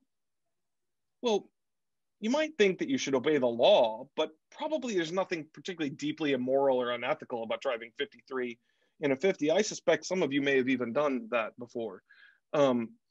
There is a kind of, maybe if I drive 100 miles an hour in a 50-mile-an-hour speed, that might be unethical, increasing the danger. But driving 53 in a 50 is illegal, but not unethical. Compare that to something like lying to your friends and family. There are a lot of lies you can tell to your friends and family, which are very clearly unethical way for you to live, but not illegal. There are no laws saying you can't tell certain kinds of lies to your friends and family. So driving 53 in a 50, illegal, but not unethical. Telling lies to your friends and family, unethical, but not illegal. The two just come apart. The law is there to cover certain kinds of cases that the state and the community are interested in, but they don't cover all the cases. Moreover, as you can note, bad lawmakers make bad laws. Have we ever had laws that are ethically troubling in this country? I'm not going to wait because I think you know that we have. 2020 was the 100-year anniversary of women's suffrage, about women being allowed to vote. Prior to 1920, women were not allowed to vote, and that was the law. Therefore, forbidding women to vote was legal, but very clearly unethical. Laws are made by people, they're written down by people like you and I. People are flawed, and therefore laws can be unethical, which means laws cover a certain domain of conduct, but they don't cover everything. You can think about this in healthcare or in your profession. There are certain things that the law just doesn't speak to, and when the law doesn't speak to it, we might have ethical standards that go further. It's a higher bar. Ethics and professional ethics can provide a higher bar than the law itself, and that's much of what we'll talk about today. So when we think about the law and codes of ethics, we got to think about two groups. One is when they conflict, and the other is when they disagree. So when the law tells us to do X, but X is forbidden by a code of ethics we hold. So if the law says you should do X, and we hold a code of ethics that says you should not do X ever, then we say that the law conflicts with our ethics. You think, and how we resolve that conflict just typically depends on how deeply that code of ethics runs. So imagine like a social club. If you have a social club, maybe a Knights of Columbus or a Kiwanis club, and they meet on Sunday afternoons, and they say, Sunday afternoons with the social club is something where you always have some drinks, you have beer, a glass of wine, and then your state outlaws alcohol sales on Sunday, like the alcohol sales were outlawed on Sunday when I was growing up. Now the club is sort of demanding, expecting you to drink alcohol, and the state is on Sunday, and the state is forbidding it. So now you think like, okay, well, there's a kind of conflict between those two circles, but the social club's not the whole of my life. We'll just move to Saturday, something like this, okay? But that's different. You might think of something like the Quakers, okay? So the Quakers, who are a religious group and committed pacifists, say that participation in armed conflict where you would inflict harm on another human being is ethically forbidden, okay? And whenever the US has had drafts since the Second World War, Quakers have had a real conflict about if the law is demanding that you go and serve in the military, but the Quakers' personal code of ethics demands that you not do that. Now we have a real conflict, and giving up your Quaker identity is much harder to do than giving up your social club. So when the codes of ethics are connected to parts of our lives that don't run that deep, we tend to prefer the law. When the codes of ethics are connected to parts of our lives that run very deep, we tend to prefer those codes. At least we try and accommodate them as much as possible. But that's a broad and specific conflict. From what I can determine, if we look at Florida Statute 163-045, which allows an arborist to, or a number of roles to designate a tree as dangerous and cut it down. From what I can tell, if I look at your organization, the LIAF, and other organizations like the IAS, and I see their ethics and codes of ethics, it does not look to me that there's an explicit conflict between the Florida Statute 163 and 045. And we can talk a little bit more about why later. But then there are also disagreements. When the law tells us to do that, to do Z, or to do Z is allowed, okay, but you're permitted, the law says you're permitted to do Z, but Z is forbidden by some code of ethics that we hold, then we can say that the law disagrees with our ethics, but doesn't force us into a conflict, okay? And then also how we resolve that conflict also is connected to, or how we resolve that disagreement is also connected to how deeply those codes of ethics run. So you can say things like eating meat is perfectly legal, okay? But some people think it's unethical. Some religious groups think it's unethical to eat meat, okay? So the law permits it, but the group forbids it, okay? The law says that blood transfusions are perfectly legal, but groups like Jehovah's Witnesses forbid that to their group, okay? Or you might say some specific organization. So betting on sports in many cases is legal, but for example, the Major League Baseball doesn't allow members of Major League Baseball to bet on baseball, okay? So for someone my age, Pete Rose is still a fresh wound here. So you might say that betting on sports is perfectly legal, but forbidden by the ethics of that organization. So it's not that the code of ethics of Major League Baseball conflicts with the law, it's that they disagree. Major League Baseball is calling its members to a higher standard, and therefore is saying there are things you are legally allowed to do, but we expect our members not to participate in that action. So when a group sets a code of ethics that is higher than the law, a higher set of expectations, a higher set of standards than the law itself, it's important to know what the consequences of that standard are. You might say that when an organization sets a code of ethics at a higher standard than the law, it needs to have tools to exert some kind of consequence for members who do something that's perfectly legal, but which violates their code of ethics. We typically think of those as censures or denunciation, like ethics violations, okay? So it's important for an organization to be able to censure someone, for an organization's censure to be just, to reflect justice. That censure can't be merely whimsical or ad hoc. It can't be, a mere offense to someone personally, or offending the standards of the group in some abstract way. Maybe being, being a Yankees fan is not sufficient to render a censure for someone as much as we may want it to be. Okay. For an organization to leverage a censure against someone, particularly on ethics violations, the censure must be grounded on some specific violation of a clearly identified ethical commitment of that organization. So in order to determine censure, we have to look hard at what membership has entailed for the people involved. And here's where I'm going to need some help, and I need an interlocutor here. So I want to imagine the case that we might be worried about, particularly around the Florida statute in question. Bill, I may ask you to step in to support me here. So I'm imagining the errant or awful arborist here, featured as Mr. Burns, no relation. Mr. Burns, no relation. Yeah, good. So Bill, can you help me think about this? What's the worst case scenario? I'm imagining a home in Florida with these lovely trees in the lawn. And what would be our worst case scenario about what we think a statute like the Florida Statute 163-04, I think 43? What would be a worst case scenario we might imagine here? I can tell you mine, and then I've also got Kevin Hunt, because I'm trying to get a little bit outside of quote the family to make sure we've got fair.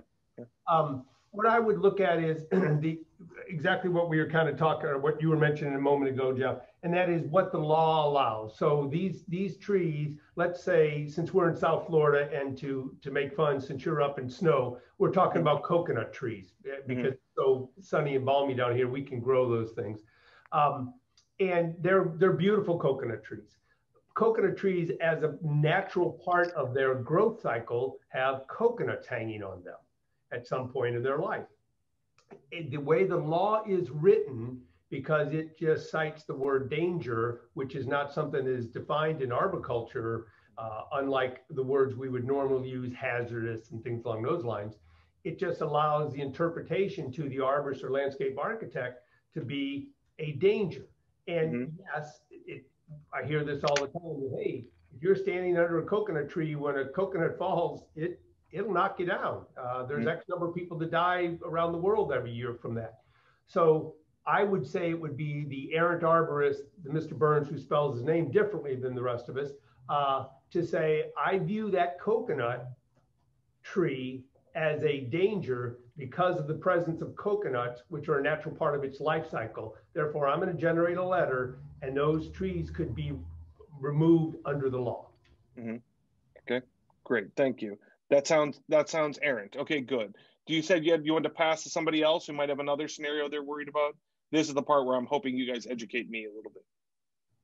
What? Sorry? Did you have one? Jeff was asking you. Oh, did I have one? Recently, I had in this climate, or in this hardiness zone, trees tend to defoliate in the spring.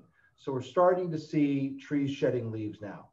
And I had a property manager call because a resident wanted to remove a tree in their front yard that was clearly dying.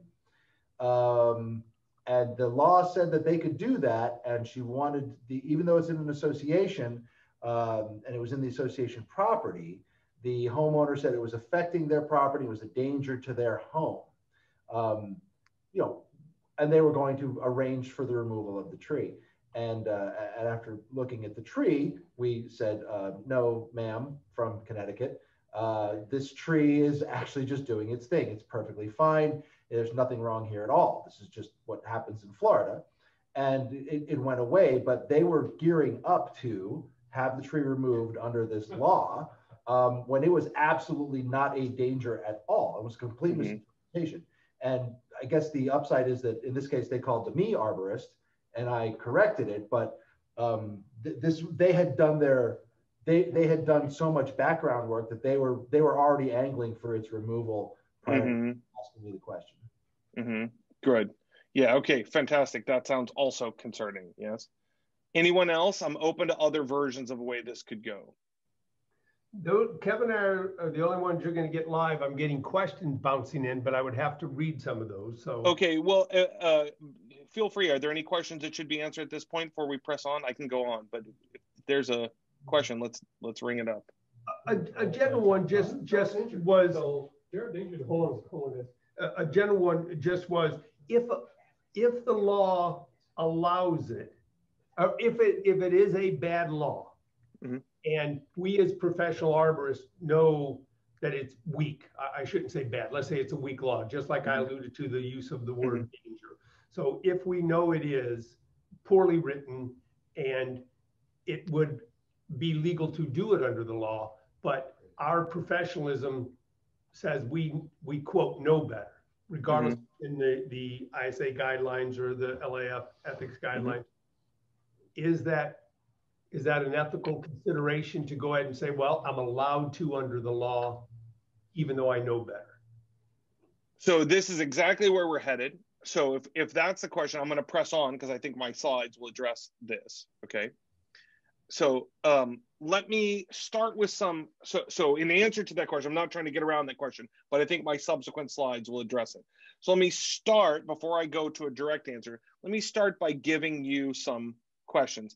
Zach, do you want to take some of these questions, and then we'll come back to what I think is the slide which will address that question? Yeah, sure. So as Dr. Burns and I discussed this problem, we came up with some questions that we thought were relevant to the issue that would help us understand it better to provide a more helpful explanation to all of you.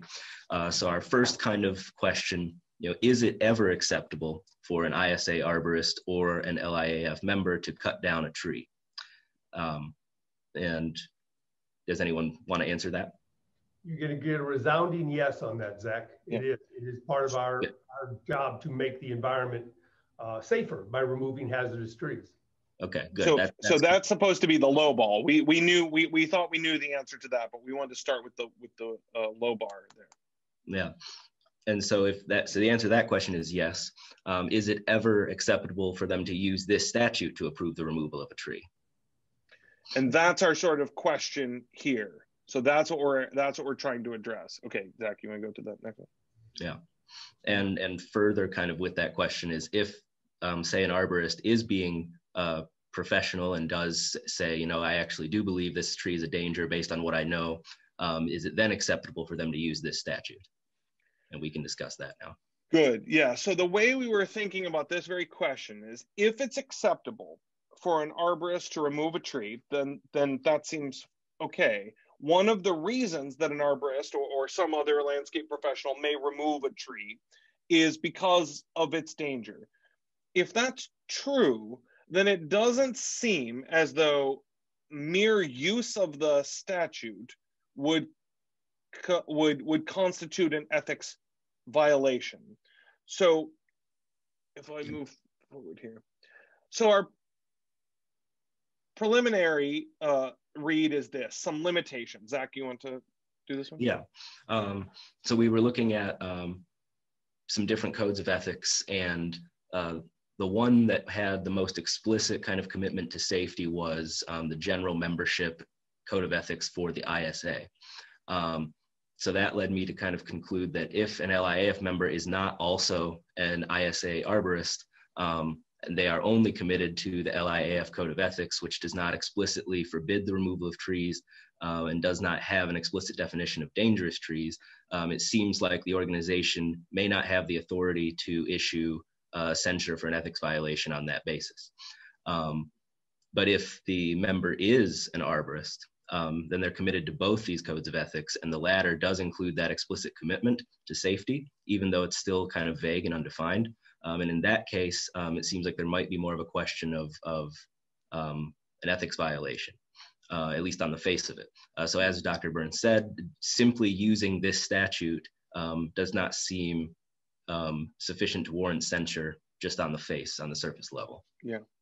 Great, thanks, Zach. Yeah, the mere use of the statute seems to fall within, seems to cover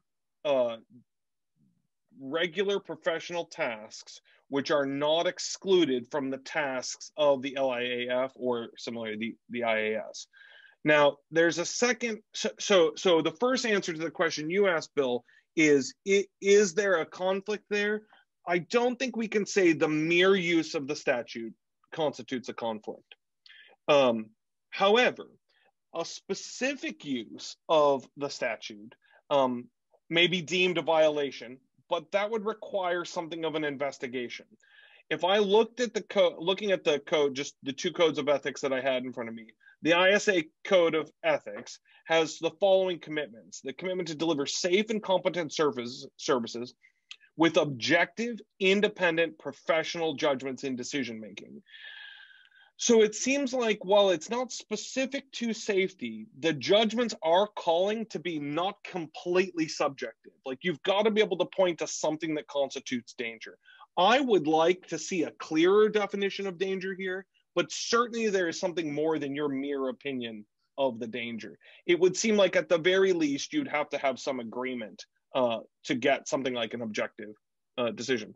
Second, the ISA Code of Ethics 2A5 says, it calls its members to proper use of professional credentials and provide truthful and accurate representations concerning education, experience, competency, and the performance of services.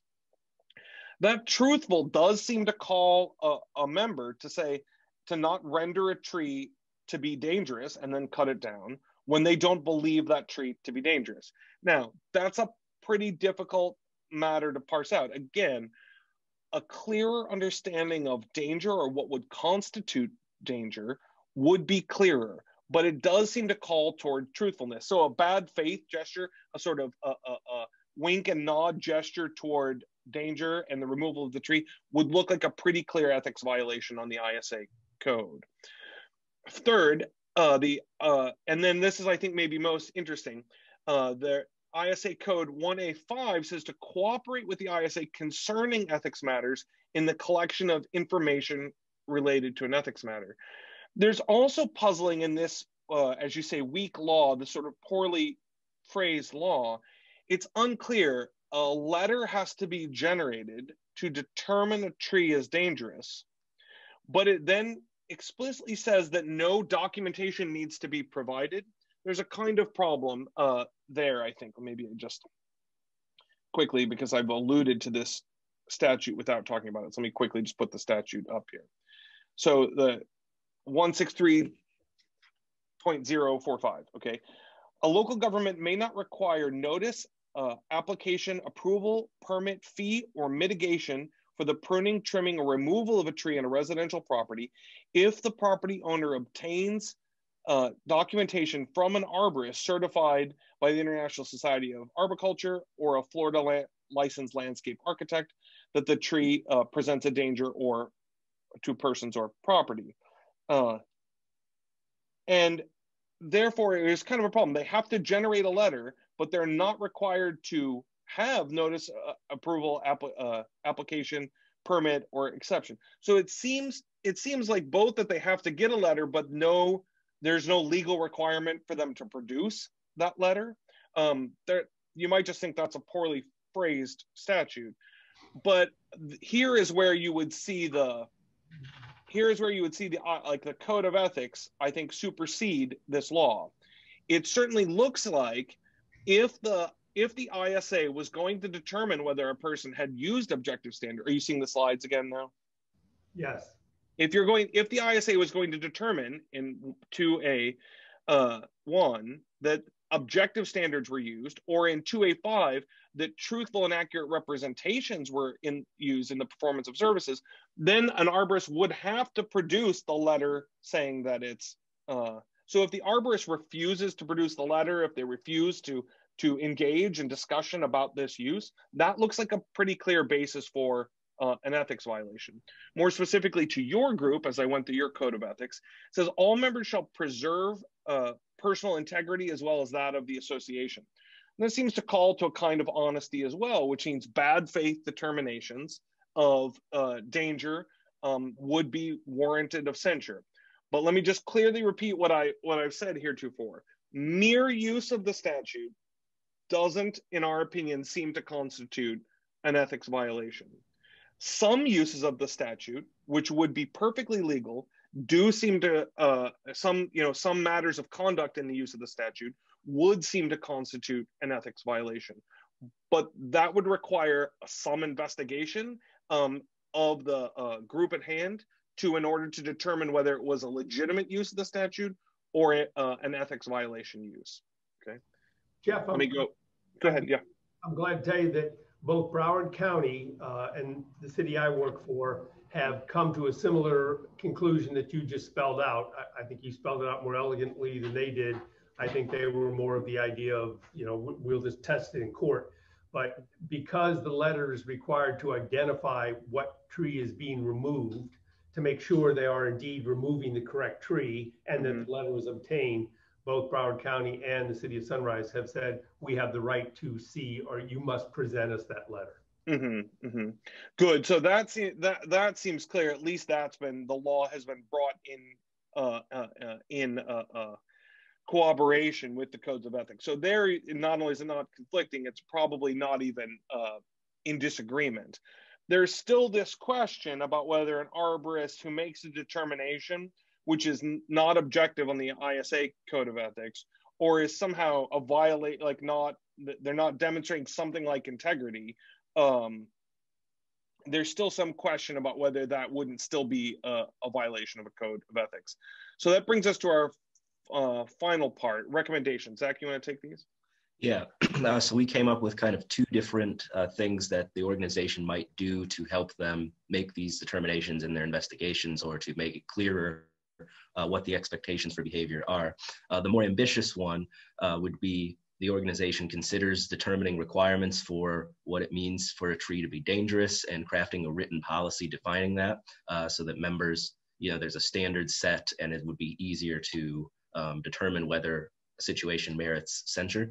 The more kind of modest one or easier one, so to speak, would just be adopting a requirement that the members provide documentation of their determination of a tree is dangerous. So, they would provide the letter that they generate to the LIAF so that they can approve it as well.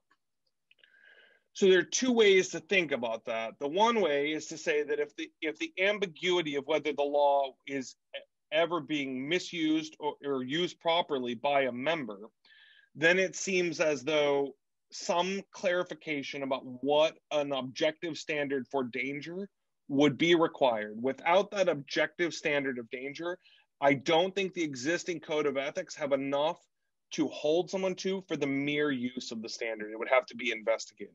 The more modest one would be to just try and render more transparent. Okay, so we'll just to put that caveat in there. If the organization sort of leaned toward the more ambitious route, then I think you could look around.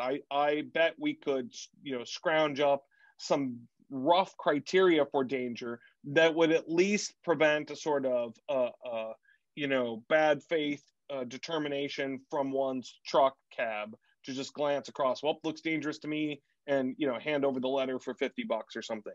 So if you wanted to, feel out that route, you could probably start to look and see what kind of determinations of danger exist elsewhere, and if any of those would be rough sketches enough to adopt, or the more modest one, which is just to require LIAF members, for example, to communicate with the organization either automatically or when requested about the use of that statute.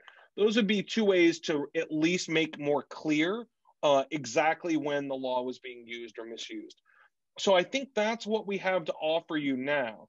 Not perfect clarity, not an absolute, but it certainly seems like some uses of the law are going to be consistent with existing ethical codes, and some uses of the law will not, which renders some work on behalf of the organization to make that determination.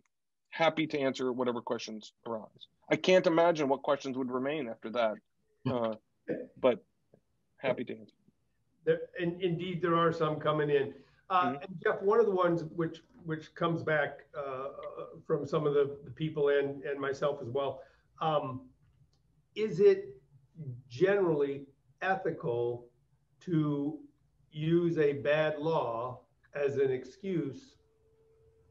As an excuse, let's just stop there. And what keeps coming to my mind is the Nuremberg defense. Okay, that was, and I don't equate trees with people, but when it comes down to it, to be able to say at some point, I was ordered to do it, I was allowed to, even though it may or may not be the proper thing to do. Is that so? Generally, yes? So certainly, there's no grounds to think that a law would give shelter to an unethical action. But in that case, then, so no, the law doesn't give shelter to unethical actions. That seems clear. What we'd have to know is it would have to be unambiguous that the action completed was itself an unethical action. So if we think about horrific crimes of the past, we can think of some pretty clear ethical violations. The question is the removal of tree for danger that clear? And I think my reflection is that it's not. If the removal of the tree was unethical, then the use of the law shouldn't shelter from an ethics violation. But if the removal of the tree was ethical, and removal of trees is ethical, removal of trees for the purpose of danger is unethical, you can imagine someone, there are probably, if the removal of some trees is ethical, and some of those trees that one could remove would be dangerous, you can imagine a person just ticking their boxes by fulfilling the statute as well. You wouldn't necessarily want to censure that person because they didn't seem to have done anything that would be worthy of censure in the job itself. So it seems like some burden of in less clear determinations of danger laid out, some burden of investigation stands, I think. I agree. I have a question. Sure. From one of our members. and she brings up a good point. I'll read her question and then put a little comment in there. It says, but when the arborist is contacted by a resident or HOA, homeowner association, why do some municipalities just shuffle the paperwork and not address the concern? Okay, some people are not ethical, but a danger to property should easily be determined. And I think what the kind of the question is, you know, if we go back to how or what caused this law to come out, there certainly is a need for an understanding, and there were needs for changes along the way, not just in allowing trees to be removed, but in also valuation of trees, because that's one of the big parts of this law too. If a permit is sought, it could be thousands of dollars in mitigation to replace that tree, in addition to whatever the cost of removal is. So in some ends, that got us to skew to a bad side. I think that's kind of what led some of the early fires that this spread to. So I think what her question is, you know, hey, or her comment maybe is, shouldn't the municipalities be more active in this, and should they be upfront and getting these kind of dangers out of there as soon as they're made aware of them? Almost, isn't it unethical if they sit on it? Good. That's a great question. So I hadn't really thought about that from my perspective. So there's a world in which an HOA may say, look, this tree, writes a letter, can you please come inspect this tree? It's a clear danger. But some municipality would just do nothing. That's the worry. Yes, that's the worry. Or even you know, when it comes down to it, yes, we as arborists may be more professional about the understanding of trees, but a danger can be something that is truly a danger, even though we look at it. You know, go back to my coconut. If that coconut were hanging over your car or your backyard, and one fell off every couple weeks, okay, that, you know, I can say no, that's a natural part of the tree. It's not a danger.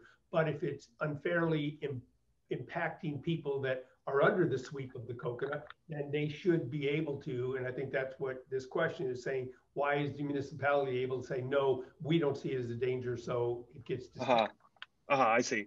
Yeah. So they're pushing back again. I got it. Okay.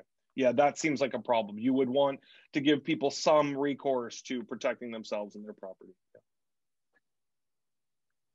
The next question we have, I was asked to tell you, there is ISA, which is obviously would have to be an arborist, and arborists are certified by ISA. So all those code of ethics for anybody that writes the letters do indeed would be required to be followed. ISA offers an additional qualification that they go by TRAQ, track qualified, and that's tree risk assessment qualification. And that specifically talks about, you have to take an additional class and you get this extra qualification of how to look at a tree and judge any portion of it as a risk. And what I think a big portion of the industry is looking for is saying, as opposed to just arborists being able to do it, and tying in something like you said, hey, make them have this track qualification before they can write that letter. That seems exactly right too. So I didn't know about this.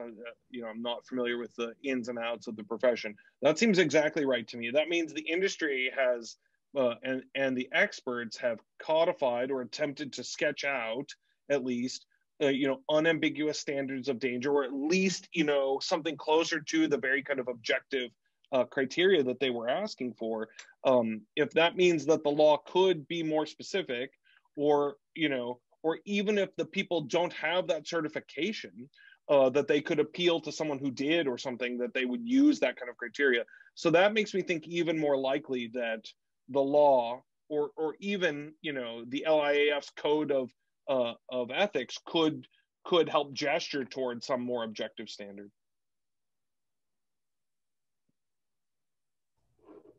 Good. And then another one we got in, I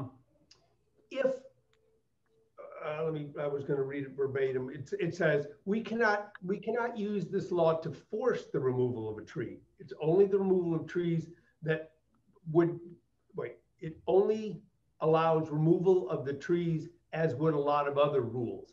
So I think what this gentleman is saying is the law isn't necessarily unethical. not an ethical law, because it's not saying you must remove the trees. It's just a tool by which people can allow our trees to be removed. Yeah, yes, that's right. And from the legal standard, it is just that tool. The question is if the professionals are called to use a better tool. I think that's the real question. Yeah, the non-experts, the state, the municipality, will use this tool to try and make a determination.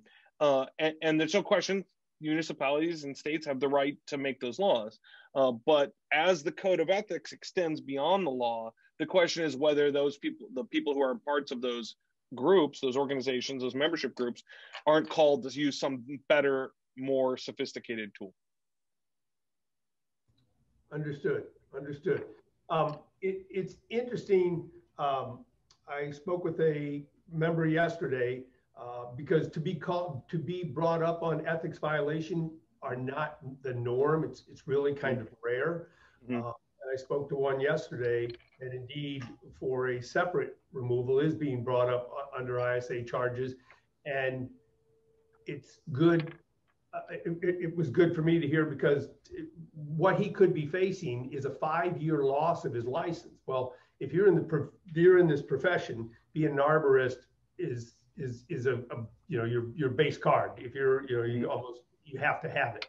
To lose it for 5 years could cost him his career. So it did bring back into perspective the idea that what can be done or what happens with ethics violations does certainly hold a lot of clout, and we have to give it a lot of serious consideration before moving forward with any of it. I think that's exactly right. I would think that it would be reasonable, particularly since there's this is new territory and nobody would want to issue such a thing haphazardly. In what I read, there was no formal description of these procedures, but I think the group could consider what it would be like to offer kind of like friendly warning that that there was some discomfort with certain kind of action, and that while no ethics violations would be rushed to, that they felt like some modes of conduct may have exceeded beyond what was reasonable or come close to an ethics violation. So given the seriousness, I think exercising some alert system, some pre-warning system would be reasonable as well, so that your only tool, just so it's the case that you don't only have the nuclear option or something. Agreed. Well, Jeff, I have to thank you very much, as we're coming to the close of this hour, and I know you have to class to teach, and Zach probably is punting a class, as many students do, to be here, but we appreciate that. And you've given us a lot to think of, and I can see from the chats that are coming in, like any good question, there are views on both sides, and I want to assure the association that from my perspective, we are open to discussion on this. I don't want to sound like we're coming, the board is coming off on one way or the other. We are definitely open to this, because I've seen some things come in about the abuses that people have suffered, about the delays in municipalities acting, and as I alluded to, about the extreme expense that it can come down to remove a tree. So both sides need to try and find a happy median. I guess to wrap it up just with my last idea, that would be a bad practice by municipalities that are charging a lot of money or slow to react isn't passing a rule that's going too far the other direction. We've got to meet in the middle. That's just my opinion. Any final thoughts from you, Jeff? I don't want to keep No, you. thank you very much for everyone's time. I really appreciate it, and glad you're considering the sort of ethical consequence of what you do. So thank you very much. And I'll echo that. Thanks for having us on, and it was fun to do this. Good luck with resolving the difficulties if they arise. Thank you, Zach, to you as well. So you all have a great day. People on the membership, you can stay on for the next 5 minutes. I've got a quick announcement, or just a quick announcement, see if anything else comes in. I would put my face back up there, but I'm not technically that good. So we all see Bob Shankweiler's name. Here, let's put Sharon up there. Oh, no, it's not that hard. Come on, you just hit start video. Oh, Look at how easy that it was. still says Bob Shankweiler. Well, that's because we have to pin you. We spotlight for everyone. There we go. Thank You you. even see me. I Hi, wanna say, everybody. This is Richard Secor, for those of you who have not met him. Yeah, look, I got hair. You know. Hey. Richard is our IT specialist, and a lot of people, when we're signing in or you're having problems signing in to pay your dues, those kind of things, I often copy Richard on it, and Richard's able to help you and so far resolve all the issues. So the website, problems you have with the website, Richard is there to help us. And when you're in, hopefully paying the dues this week, because it is due by the end of the month. If you run into some kind of problems, please, you can send it, your email on the website is? Yeah, you can send it to webmaster@landscapeinspectors.org, and I'll get a copy of that, and we'll see what we can do to help you. And I know that we opened this morning for people to pay dues back a few extra years, because people were saying, well, I need to pay dues from 2019, and we were like, sure. So we opened that up. So if you go in there and you still owe dues from those years, feel free to pay them and get updated, so that that's done. But the faster you pay, the better, because then you don't have to worry about it, and we don't have to worry about it. Remember to be in good standing. So a member in good standing does require your dues to be paid. So that's why people are paying in arrears. And we've always tried to keep the dues payment very reasonable. So we appreciate it.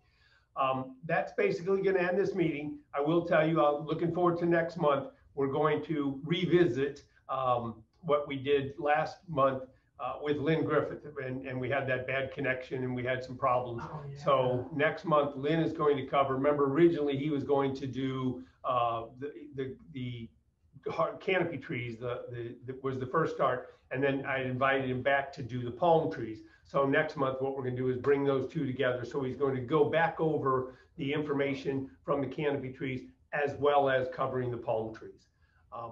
So that is basically it. If you do have people that you want to hear from, please let me know.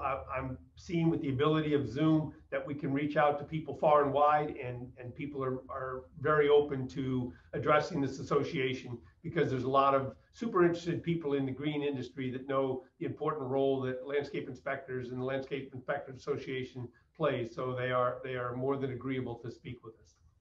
That is it. I hope everyone has a really rest of the wonderful day and a good weekend. Stay safe. We're almost through all this, and as soon as we are, we will be back to meeting in person. All right. Have a great day, all. Thank you.